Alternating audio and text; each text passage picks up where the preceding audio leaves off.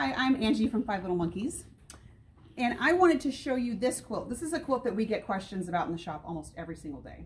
I made this probably 5 years ago using the Olfa chenille cutter.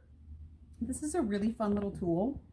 I'm going to show it to you on nondescript fabric, but I have a pattern that shows you how to do this technique, but with a panel. So this is actually a panel that has been layered. So if you pull the fabric apart, you can see that the same panel is underneath there. Then we do a specific sewing technique, and then we use the cutter to make this chenilled effect. A couple of tips to make this work.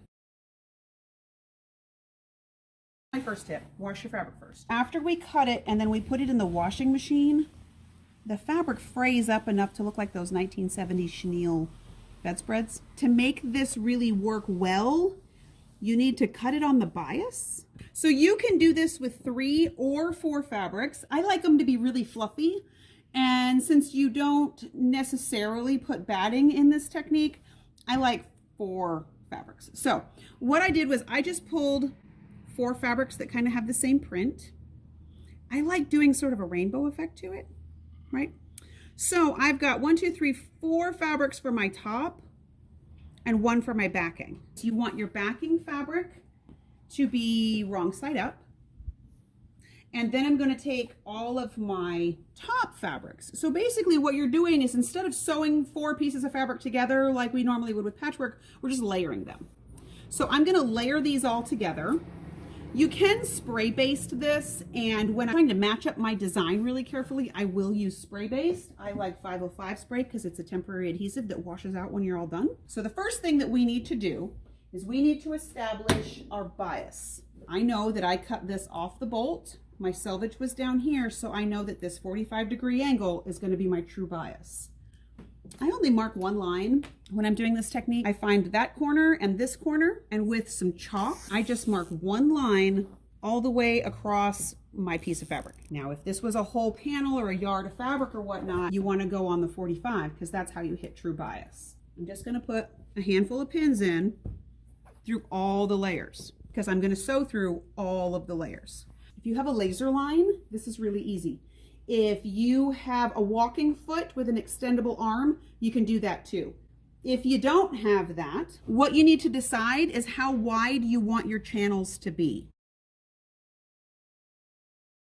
My cutter gives you 4 options for how wide the channels are. See how they get wider? I'm going to sew multiple size channels so you can see how this works. So I'm going to make 1 line that's 1 inch, 1 line that's 3/4 of an inch, 1 line that's 1/2 inch. I'm going to go to my machine and I'm going to sew right on these lines. So I have an open toe foot.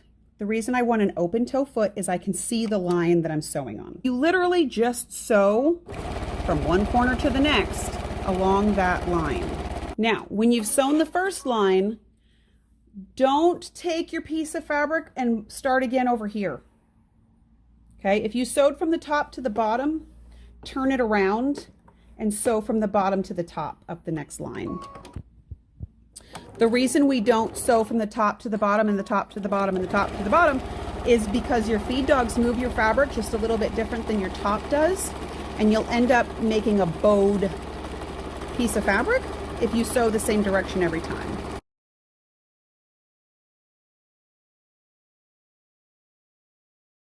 One of my favorite tricks with doing this is using your walking foot with your toe guide.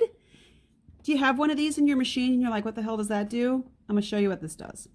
So see, I've got my walking foot on my machine. See this little hole in the back of your walking foot right here? The pointy bit of this goes into that hole. And what this does is it creates like a float on the side of your machine. So if you take your ruler and you put let's say we want to do 1-inch channels. And I'm going to drop my needle down. I'm going to put my ruler next to my needle. And then I'm going to slide this little thing over so that the flat part of it is 1 inch away from the needle. See that?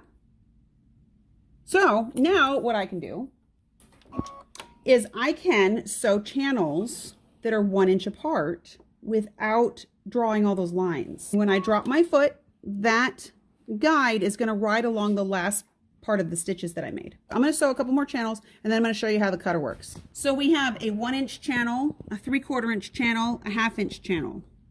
See how these are wider? So this widest one here, I can take the wide part of the channel.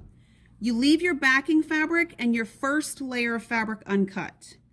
But everything above that, if you put the wide channel cutter inside the groove here, what that does is it makes the, it centers in the middle of the channel that you made. And you just drag the cutter along the channel and it cuts the top layers. So if you want to do really wide channels, you can. Depending on what size channel you have, that's what size of the cutter you use, and you literally just rip the fabric all the way along. This is like training wheels. It keeps you in the middle and it just rips through all the layers. It has a specific blade to this cutter. It's a bigger blade, but you can turn the dial on the cutter 1 click and it uses all of the spaces on the blade. So most of the time you're going to use the same size cutter on the whole thing. And if you start getting a dull spot, and you will, you just click it all the way around. When you've used all your numbers, you take the blade out and you replace it, and then you have a fresh blade. All right, so here's my different size channels. See how that has a nice big opening? This one's slightly smaller. This one's even smaller. This is the size that I usually do, is a 1/2 inch channel and then the smallest cutter, because you get, when you wash this up, this will fray up like this one. So these were 1/2 inch channels, and that's how you get this really fuzzy bit.